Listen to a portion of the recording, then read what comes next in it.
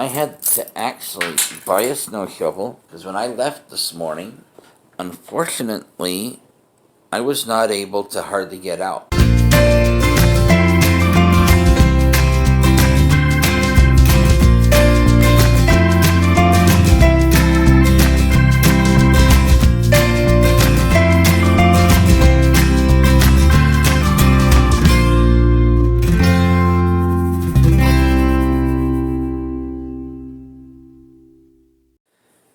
My name is Adam Guyman, and I wanted to make a vlog today.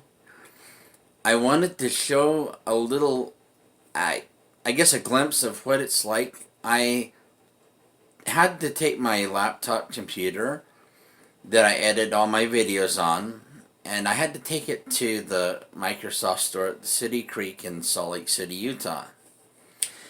When I left this morning, I guess it had snowed last night, and I basically had to try to make it to the light rail station where I live. Basically, when I got out to the front door, the apartment complex I live in didn't shovel the walks. It looked like someone had tried to open the front door of the building, but they couldn't. I guess the door didn't close because it was really cold once I got off the elevator. I pretty much was had to force my way out from the front door, and I use a power chair for anyone that doesn't know that, and that I am legally blind. And so if I had to get a job somewhere, a lot of people don't clear the sidewalks. They don't clear the curb cuts, and they don't clear a lot of crosswalks. When you see this video, you're going to be seeing what I had actually decided to start recording on my way back from the City Creek after I had ended up getting my computer fixed. I basically had ended up, and because of the snow, I actually had to make it back home.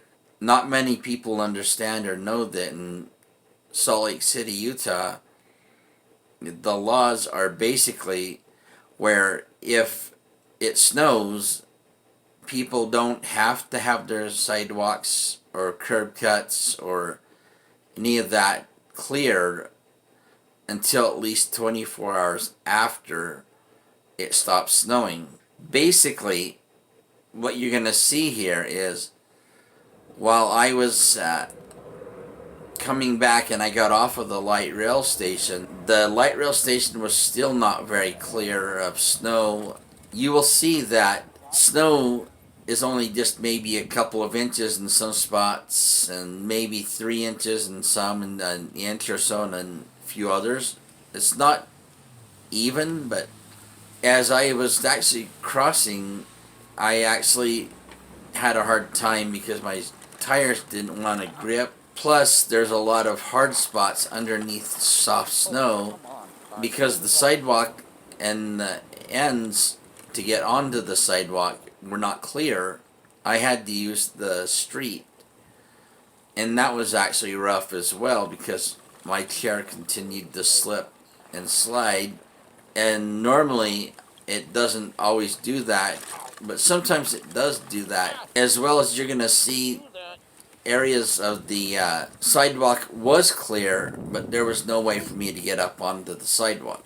So I just thought I'd make this short little video to let you know what it was like for me.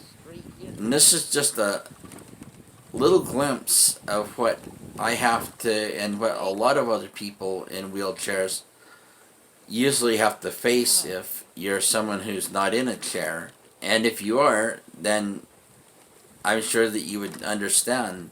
Because like I said, most places of employment expect you to be coming into work, and unless it's so bad that the employer decides not to have you come in, even if they tell you not to come in, you're still losing money because other people might be able to go into work if the employer does not tell you that you should or shouldn't come into work. Most of the time, an employer will expect you to come into work. And there are jobs out there where they expect you to be there. If you were a 911 operator and you're in a wheelchair, you still would have to be able to get to work. Basically, public transportation is supposed to be treated like a right, but unfortunately it's not. But I just want you to understand what it's like, and I will catch you all later. So remember, convenience doesn't equal accessibility. Accessibility equals convenience. Please like, share, subscribe, and comment.